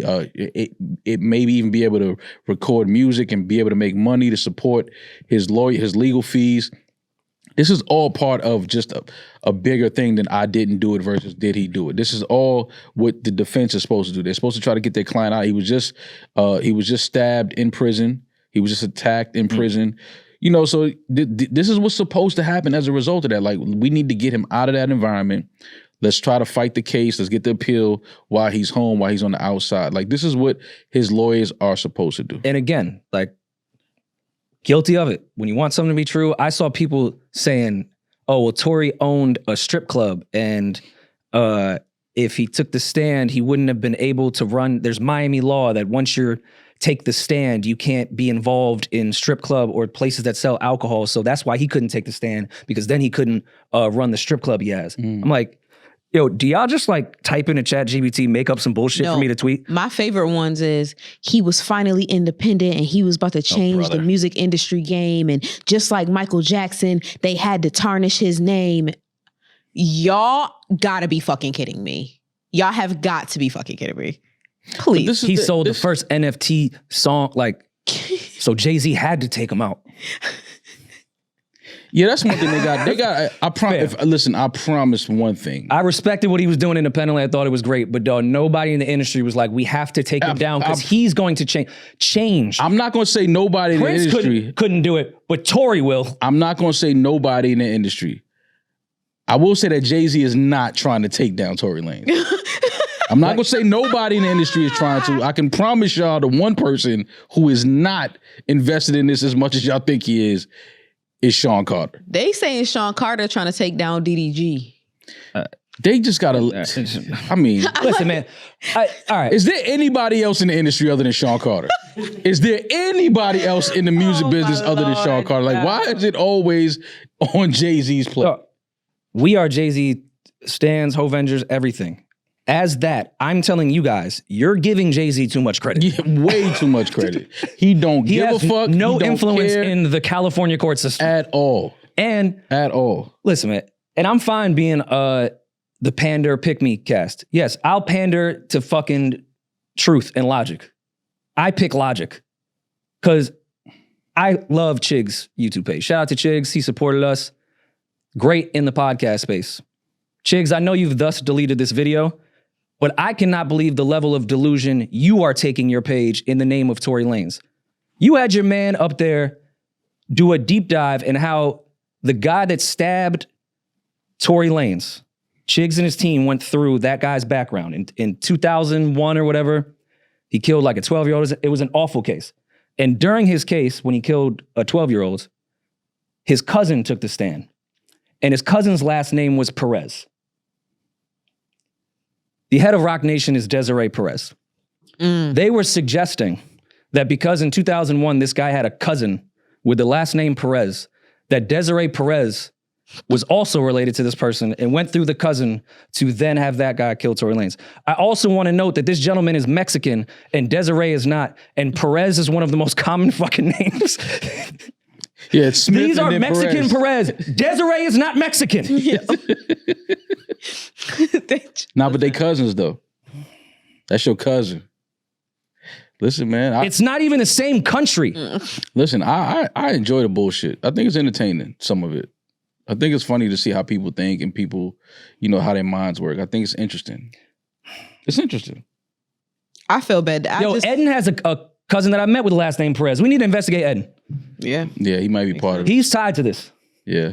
I could laugh at people's stupidity if it wasn't so scary. And the fact that Meg even had to address this, like she can't move on. That's so sad. Like, you know what I'm saying? Like you still being harassed on the internet every day in the court of public opinion for nothing. For being a victim of a crime. Regardless of how I feel, it is what it is. But I will say what I've always said. If he's guilty, which is he was found guilty by the state of California, then he has to go sit down and take that like a man. But now, if for whatever reason, on the same hand, got to be consistent and fair. If for whatever reason, Meg is lying about this, then she should be prosecuted to the highest degree. Completely agree. And she should be thrown in prison. I agree. Keep it fair and consistent across. And no, it would be if she lied on the stand, then she should actually just be prosecuted based off that. Exactly. If Rory killed a kid yesterday, Rory should be put in jail. I feel like that's obvious, but that didn't happen. And no, I don't think this happened, but let's just keep it fair. If actual real evidence comes out, not some faceless guy that we don't know that happened to overhear some shit from Kelsey, like if there's some real fucking evidence, I will happily, you guys can replay every clip of me cursing out Tory on repeat, laugh at me. I will happily come up here and say, I was fucking wrong. I apologize. Meg should go to jail. Tory should also get some type of settlement. He did not deserve any of this. I would happily come up here and say that. Likewise. But I don't feel that way. And that's another thing when people are like, oh, wait, for your gotcha moment. Okay, I've been wrong mad times, but that's not gonna. I've been wrong plenty of times. I just don't feel like I'm wrong here. Like here, I just don't feel like I'm wrong. I've been wrong plenty of times in my life, and I've apologized plenty of times. And I will gladly apologize. As loud as we yelled here. I will gladly apologize if I'm wrong here. Something in my soul and my spirit tells me that I'm on the right side of history. And I'm on the conspiracy side of question everything. I see why everyone would have that mentality. We've been lied to so many times in our life that you should question everything. To the point that, like, when I find out that Johnny Gill lost to Stevie Wonder in air hockey, and then Gerald Levert did too, followed by Keith Sweat, I feel like maybe I've been lied to my whole life. Yeah. So I get it. Question everything. Yeah. I could see like one time, like a fluke. Nah. He beat all three of them in air hockey? I keep telling you got to feel it. You have to be able to feel the air, the board in air hockey. You feel the air. You know, you can kind of, you know what I mean? You know where the puck is at. Stevie just, his other senses kicked in. Mm-hmm. Touch, feel, those senses just, heightened because he can't see. Man, when you were a kid and you were losing video games, you cut that shit off, like some real petty sore loser shit. Yeah. I'm definitely cutting the air off so Stevie can't feel shit. Hitting that puck right in. Stevie have no idea where the fuck the board is. You cool? Oh my God. Imagine. Are you cool? Right, fuck losing air hockey to Stevie Wonder. Imagine like just having that honor of being around Stevie Wonder, kicking it with him, becoming a friend, soaking up game, like just being around Stevie. Picking his brain musically. And then like you just had, you at the crib in between session. He's like, let's fire up the air hockey table. Mm-hmm. First of all, imagine, and then you look at Stevie like, are you you want to play air hockey? Yeah, like if Stevie Wonder says fire up the air hockey, anybody that says fire up, like if somebody says fire up the grill, he can probably cook. He can grill. Fire up the air hockey is fucking crazy. Who was the person that said like Stevie was like double parked at a house party or something, and so it was like, yo, who's got the Lexus? And like Stevie backed his car up. Nah, I swear it was a story like that. This is terrible. Y'all are terrible. This is where people just go crazy. I'm putting a little sauce on it, but somebody did say that they watched Stevie Wonder like back a car out because it was blocking somebody at a house. I could see Stevie Wonder like playing into jokes like that. Mm-hmm. Like people, he's with his circle, and they be like, yo, whose car is that? He be like, mine, and then he act like he's going to move it. I could definitely see that happening. But that's what I'm saying. I think Stevie's in on the jokes. And if he said, Rory, let's go play air hockey, I'd be like, haha. Then he'd be dead ass about it and then beat me. Yeah. Like, I can see that this is the Matrix. Yeah, then you could hear, your hearing is heightened. He knows which side of the board the puck is bouncing off of, ricocheting off of. Yeah, man, I can see it happening. Why not? Do we have voicemails? You've got mail. I have a question and a quick story about a man, but he's based in New York, so I'm not giving a ton of context here. I apologize. So you guys have been around men with different degrees of access, My theory, and I could be wrong, I'm asking, is that if a man, when he was younger, was in a position to exchange his money for women's convenience and time, and no, they were just there, the money was there, I get it, whatever. Do you think that man would be very good at dealing with a quote-unquote normal girl, as I've been described, I'm cool with that, in the future? Or would it just be too fucking hard once you've had that convenience? And for the funny part, I was out last night with this individual. He's telling me he does all this reading now. It's really important to him. Time away from the phone. I'm like, oh, cool. What are you reading? The man says Mein Kampf. I said, oh my God, I heard you wrong. I thought you said that Hitler book. He said, no, yeah, that one. Like, it's really interesting to see where people started out. And I'm not offended by it, but of all the fucking books, I wish you had seen my damn face. Just sending you guys lots of love. This isn't even that serious. I'm already over this guy. So thoughts, theories, concerns, I have them. Maybe he's a history buff. I don't like my red flags to scissor. Like, That was crazy left. No, but I don't like my red flags to bump coochies. Like, why do you have more than one huge red flag? Like, just have one huge red flag. Maybe I could drive past it. But you got two big ass hold ones? on. I fully understand reading Mein Kampf would be a red flag for somebody. What's the second one? That the majority of the relationships in his life, he's paid for. They have been like prostitutes. Like, he pays for women. But he Not wasn't in tricks on relationships women. with her. He was just buying pussy. Yes, but he's never had, like, he's not known for having regular women. He just buys pussy. That is a red flag when you're trying to get into a fair. relationship with somebody. But when she was saying, what would it be like to date a normal woman? I'll give the other side of this coin.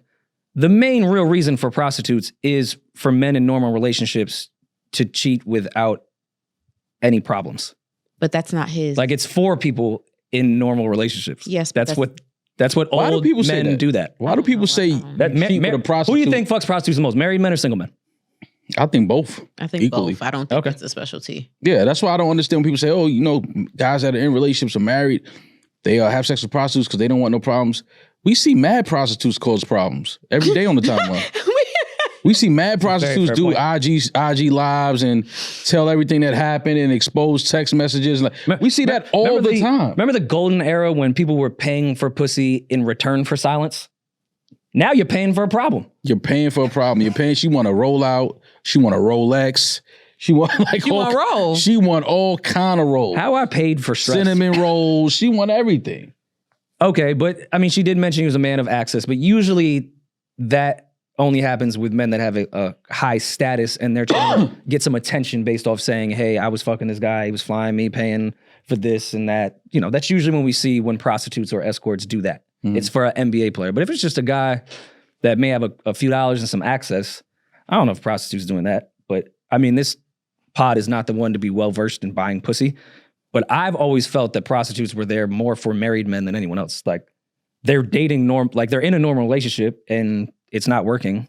So they, instead of confining into a regular woman, they just go buy some pussy. I like get it out their system. I like that you said that. I feel like prostitutes are there for married men because I could promise you a prostitute is not gonna be like, you married, right? No, Like, they're not. If you ain't, That's the thing. If you ain't, I ain't giving you no pussy. No, I'm just saying that the highest clip of like why they're so in demand is more for men that are trying to escape for a second within their relationship where, you know, cheating is messy, especially if you're like really talking to somebody else. That's where things get crazy. But if you just say, yo, here's $100, because I mean, pussy can't be that expensive these days. This shit is plummeting, I feel like, on the NASDAQ. No, pussy has actually gotten more expensive. Okay. But continue. Good for, all right, great for inflation. That's I love it. America. Yo, filling up your tank with these prices to just go buy inflated pussy? Yeah. I don't know how these guys do it. That's America. But that's usually what men would do. Like, I know in this situation, I'm paying for something. It's a transaction. This girl won't text me. She won't show up at my house. Like, that's what I always felt that was for. Because we've been in strip clubs that aren't like, say, starlets or like, you know, real strip clubs. It's usually like older businessmen that are probably married. Truck drivers. That are probably married. So I think there's a world where a man that did fuck prostitutes like could just date a normal girl. He may still fuck those prostitutes, but I don't know if it's red flag that he's dated them. Or if you love, you know, a great story, one of my favorite movies of all time, Pretty Woman. He got tired of dating normal women and wanted to marry a prostitute. We had Clay up here, said he prefers promiscuous women. I think in this day and age, that's probably more normal than it's ever been. That men are just like, at this point, I don't even care. Matter of fact, let me go with the horror because there's no surprises. I already know she's won. Yeah, but I feel like men that only date promiscuous women, my ego's not built for that. I don't know. Go ahead, say it, Mom. Say It's it. something there, man. It's something a little funny about that. Like, why you only like promiscuous women? Because in their minds, they're more fun, they're more open, they're more freaky, they're more experienced. And by promiscuous women, we're not just saying prostitutes. There's women that are promiscuous who don't sell it. Sometimes it's free. But they feel like they're more fun. But y'all have always said that hoes were fun. Yeah, but I know regular girls that ain't hoes that are fun too. And I know non-promiscuous women that once you have an actual interaction with them and start dating for real, they're freakier than the whores. Ooh.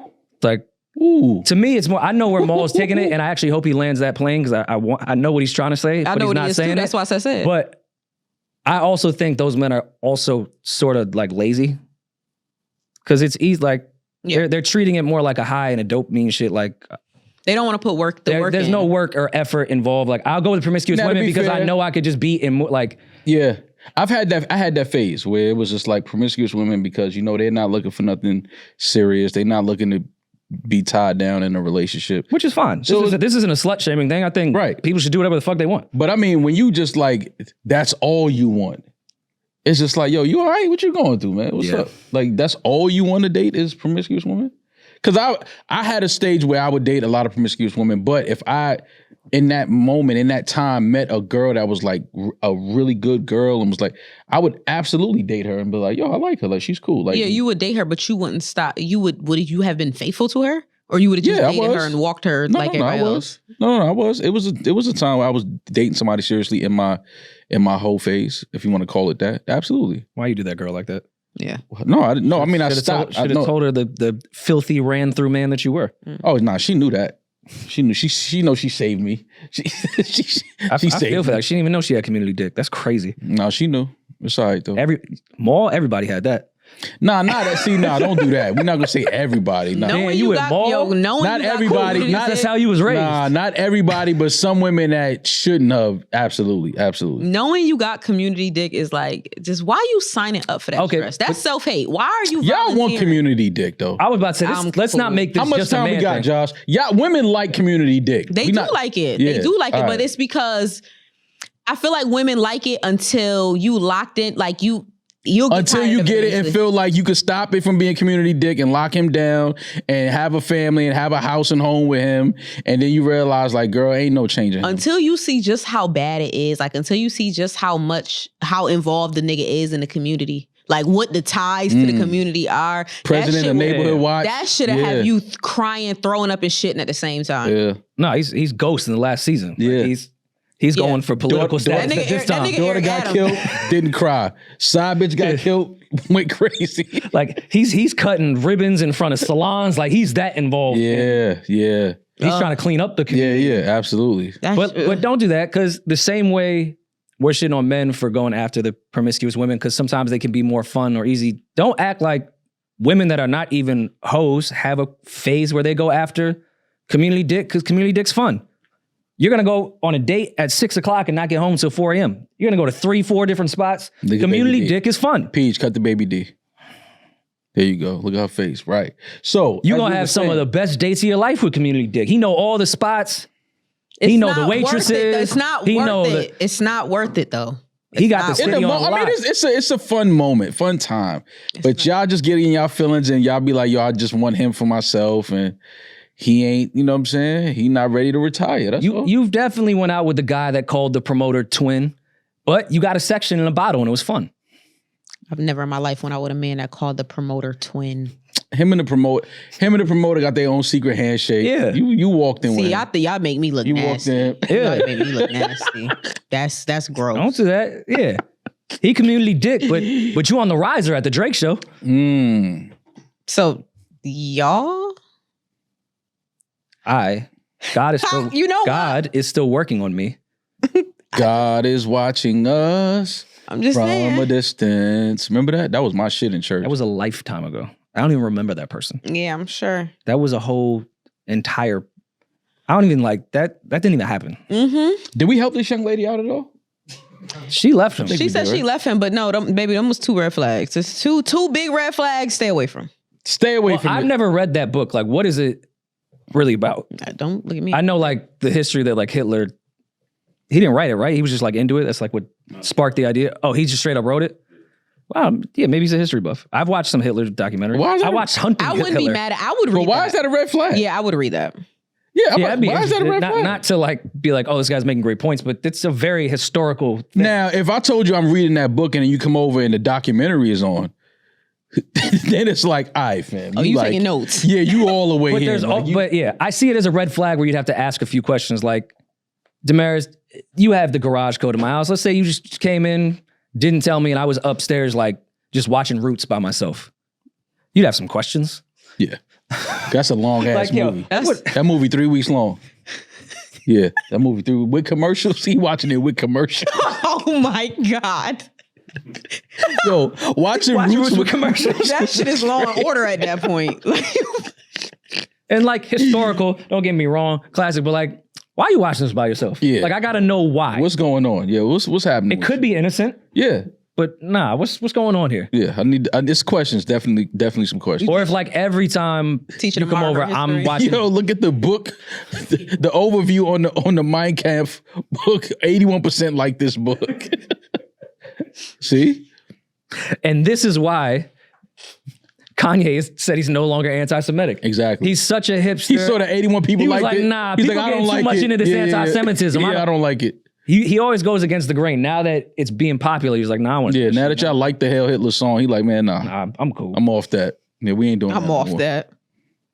But yeah, I don't think we helped this young lady at all. But what the She fuck helped is- herself. She left him, right? Yeah, She stopped knew dealing what with him. time it was. Yeah, she knew what it was. It's all good. And I mean, Shout out to that young lady. but also, I believe in transparency in relationships. But I thought you was about to say something else, but go ahead. no, land your point from before. No. Land your point from I'm before. a changed man. Look at the range, man. I got a whole new game. Got a whole new game plan. I'm leaving out that like I purchased pussy. If you getting to know a girl and you were like a serial pussy purchaser, is that like something you bringing up? No, absolutely not. Like we all leave something off the table because one is from the past and it's not coming back, and we don't even fuck with that type of shit no more. It's coming Right. back. That's why he brought it up. How? That's why he brought it up. It's coming back.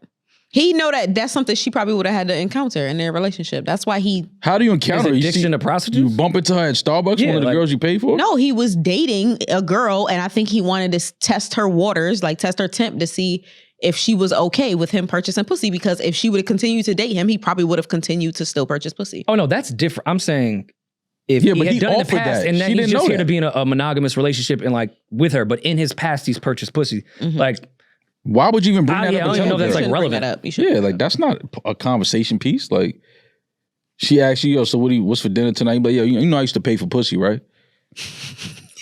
But if you haven't, I mean, sometimes you having like drunk strip Uno nights with the person you're. Excuse me, you're having what? Drunk strip Uno nights with the person you're dating. Demaris. First of all, one-on-one Demaris. Uno is funny as is, but I'm just taking my clothes off. We can fuck at this point. Like Demaris, stop bringing your personal shit to work. all right? one-on-one Uno is Stop crazy with clothes bringing on. your personal shit to work, Demaris. Nobody plays drunk strip Uno. That's her lucky day. Yeah, like what is that? Stop bringing your personal life to work, please. Leave it off camera and off The mic. same way this gentleman shouldn't have brought up that he purchased pussy. Yeah, like you I don't shouldn't need to hear bring up you're that you play playing. drunk strip Uno. Like, what are you talking? That's not even a real game. That was. Yo, if you playing drunk strip Uno, Demaris, slow Wait, down. wait, and hold on, Nobody's hold on, playing hold on. drunk strip Uno. No, now I have a question. What are the rules? Okay, first Like, of is all, draw two items of clothes? that's not even a real. Because once game. you would draw four, how much clothes you even got on in the Yeah, crib? what's the reverse? I gotta Are put we on your naked panties by and the you put on first my hand? drawers. Like, yeah, reverse is I put on your thong. Like, what are we talking about? What is a reverse? Like, teach us your moves, Yo, Demaris. that's a red flag. If reverse and she's like, nah, but you gotta. Yeah, you gotta put my thong on. You got me. This game is over. I'm calling the police. I don't Yeah. never want nobody's asshole on my thong. That would is piss crazy. me off. That is crazy. great. Man ass on your thong That is would great. piss me off. Yeah, but Guys are back to not drunk progressive. strip Okay, Uno. so that's not a real thing. I was just stringing words together. I was podcasting. Like, what the Oh, fuck? okay, I'm bad. okay. I'm sorry. I'm good at my No, job. I thought you had a flashback. I'm But sorry. my point was sometimes you get drunk with your partner in the house and y'all are just bonding and having conversations. And I feel like that's when situations like that might get brought up. I don't think he just pulled it out like over the scrambled eggs in the brunch in the Lucky Day album playing at dinner. Like, I don't think that happened. I done drank some of the best champagne in the world, and I ain't never drank enough to where I was like, I'm gonna tell her tonight I pay for pussy. And like go through the timeline. That don't come up. Y'all never My played, guess like, is she the- found something and like saw it in his phone or some shit. Or like maybe there was a bunch of unsaved numbers that you could clearly see this was a transaction. Because there's no way a man is just, even in the midst of drunk Uno, and we've all been there, Yeah, strip Uno, yeah. was just like, hey, just let you know, like through my 20s, I purchased like 15 to 20 prostitutes. Yeah. That's like really what I was doing. Y'all never played Let's Get Deep or like one of those like card Oh, I games? played where you- that. Yeah, played them all. I play Let's Get Deep. There's That's every my card in favorite- that deck, there's that's my certain things that's favorite. never coming out of my fucking mouth. Really? I don't care if it's a specific card of run through everything you've ever done. I'm still holding something down, and I want her to do the same. I don't need to know everything Demaris- about everybody. I Demaris don't. think we play Even those my games. partner, I don't. You think we play those games and really like tell like the real shit?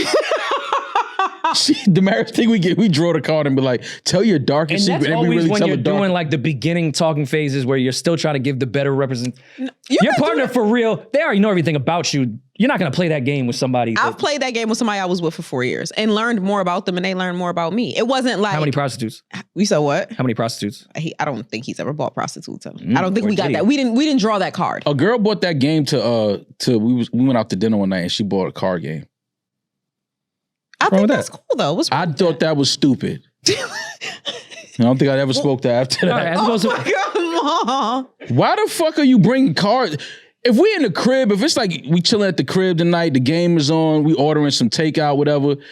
We in a real restaurant. The restaurant is crazy. Me and somebody I was dating at the time, we got drunk at dinner and then I got drunk and wanted to go in Target. And he just was like, okay, buy whatever you want at It's the Target. most So I dangerous woman on earth. was just buying Drunk in shit. Target. And I bought that game at Target. Demaris bought a beach chair. In November. No, you know what's crazy? I tried to buy an ottoman drunk. I tried to buy an ottoman. He said, Demaris, we're going to... Ottoman. He said, we're going to a bar after this. Where are you putting the ottoman? You gonna sit on it at the Wait. bar.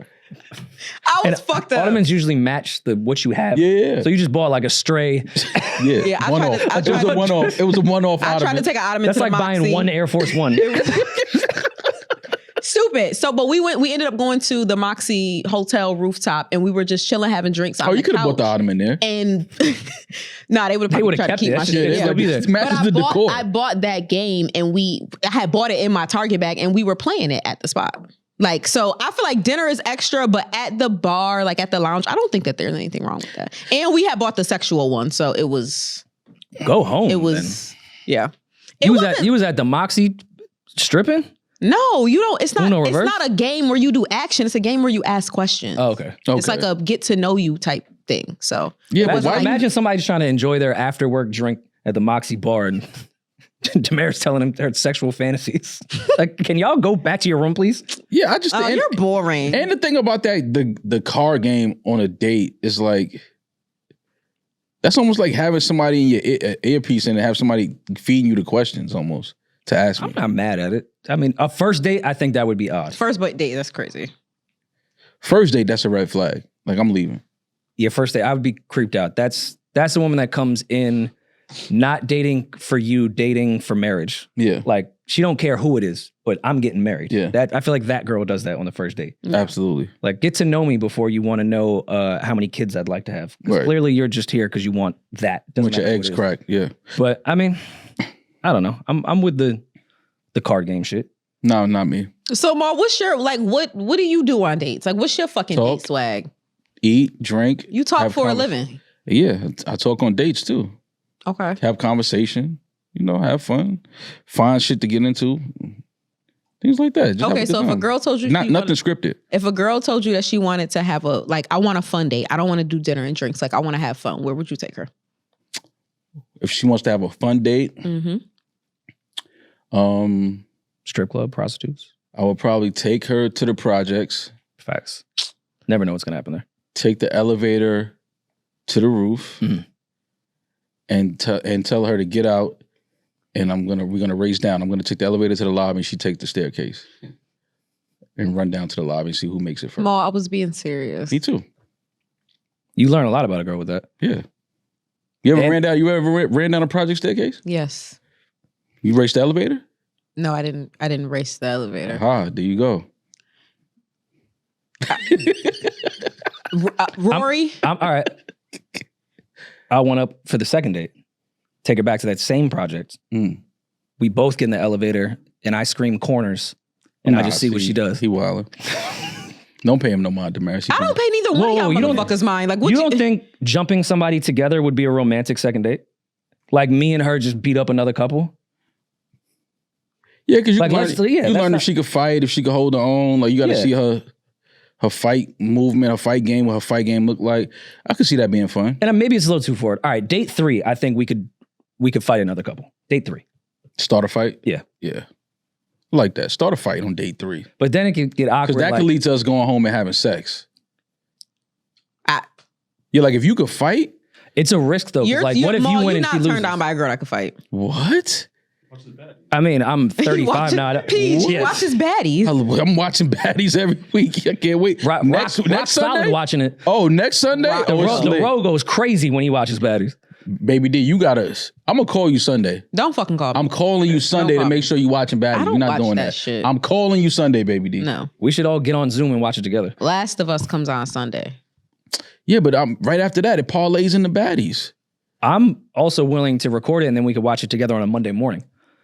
Baddies? Starting your Monday with... Nah, you can't start Mondays with baddies. Baddies is the end of the week. You want to end your week with it? You got to end the week with baddies.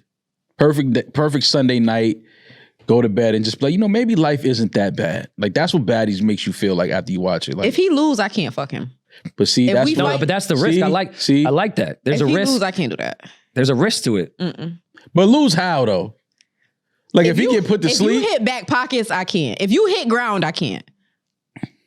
If you hit ground, I can't. And if your face is fucked up, I can't. There's only 2 scenarios that would work. You both win or you both lose. Because if you both lose, yeah, it's embarrassing, but it's a bonding experience. We're going through some tumultuous shit together, but at least we did it together. Yeah, because like if y'all both lose, y'all could go back to the crib like, yo, they packed us out. Yeah, like that could be a fun bonding experience. Baby D, you can get back to the crib like, yo, I ain't gonna lie, they packed us out.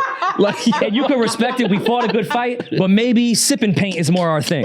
Maybe couples fight club is not for us, but we understand who we are. If they knock both of us out and we get back to the crib and we lumped, that's kind of fire. But like, yo, they could fight. We should. Where you think they from? Nah, they definitely from Brooklyn. Yeah.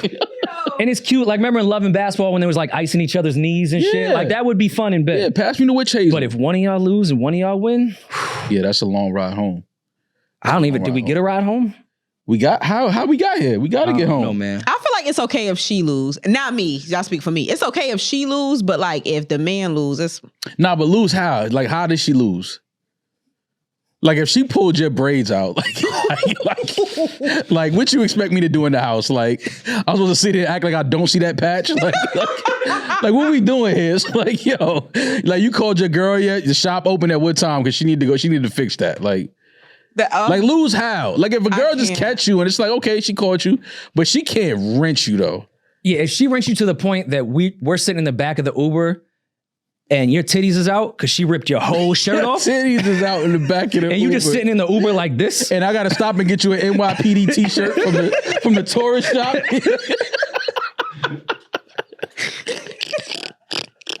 And now they think I'm on a date with the feds. This fucking undercover cop. I do not have a driver's license. Get this cop out of my car. Yeah, you can I got to this country today. You can lose, baby D, but you can't get wrenched though. You can lose. Crazy. You can lose, but don't, if shorty straight like wrench you and dragging you and they world stars, nah, you can't do that. I gotta let her go. You gotta get your fight game up. I gotta let her go. That's crazy. That's a fact though. Oh my God. But then I feel like the woman should judge you based off the couple that you pick. Like, if you pick some squeak, like I feel like your girl's gonna look at you like, all right. Yeah, that's lame. And you gotta let your girl start the fight. You know what? It should be like a threesome to some degree. Let the girl pick. Yeah. Let her lead, because it could get weird if you pick and then the jealous. Let this be her thing. Yeah, and if she just so happens to go pick a fight with the guy with the cauliflower ears, she don't know what that is. Babe, I have to explain boxing and UFC to you. We might This die. is a disease that forms from somebody that has been in countless fights in their life. They're shaking like Ali, like, nah, I'm not She fucking don't with even him. see she don't even see his ears. Like you across the diner, like, yo, wait. I think that's John Jones. And she don't understand sports brand. He at the club with a sleeveless Everlast shirt on, like, nah, not him. Yeah, you can't start a fight with somebody wearing an Under Armour t-shirt. Nah. Any nigga outside on a date with an Under Armour dry fit on, nah, we can't fight him. You can't fight somebody wearing the Under Armour dry fit to the movies. Holy Can't shit. do it. He got on, the Under Armour polo. Yeah, the coach's shirt. That's an OG that could fight. Oh my God. One day I'm man. gonna tell y'all how a man tried to wear a Nike polo on a date with me. Wait, Like, we what? was going- Who you was dating, Rory McIlroy? Who she went on a date? Because contractually, he has to wear that on every What date. was that? Phil Mickelson? Like a Nike dry fit polo. Yo. She was the first 20-year-old to go after Belichick. That was his casual. Demaris told him dress casual. He put on a Nike dry fit polo. No, that wasn't his casual. That was his dress up. You got to understand. Yeah, man. That was his. We We was going somewhere nice We tonight. was going to dinner, bro. Oh my Nigga had on a God. fucking The Nike polo is bro. crazy. And I'm not materialistic or judgy in that way, but nah, I fully understand a woman going like, I think I'm cool if homie shows up in a Nike I'd rather he polo? put on USPA than that shit. Only person wearing a Nike polo shirt is a nigga that just came home from doing 16 years. and that was Why that that number was the only specifically? shirt at his mom's house. Yeah, like that after was there 15 when years. that was like, there when he went in. Yeah. Yo, that was there when he went in. He came home and still in the closet. Oh my God, Josh, I'm sorry, man. I'm sorry. Went off the rails a little bit. Oh man. All right, let's Well, close out. Listen, she made the right call. Yeah. Leave that gentleman. Leave that gentleman alone. We will be back in a couple of days to talk to y'all. Sorry, this went off the rails a little bit. I'm sorry, man. It's just we had to find a way to get out of this deep, dark depression that Halliburton has placed above the city of New York. Hopefully, you laughed with us today. You cried with us today. Bad boys But for today, life. game 2, It's already we ours. take no prisoners. It's what? Saturday? Friday. Friday. Come on, man. It's today. You're listening to this now. Oh, I don't know why. I Now. thought it was Friday. Tonight. Let's fucking go. Tonight. We'll talk to y'all soon. Be safe, be blessed. I'm that nigga. He's just ginger. Peace.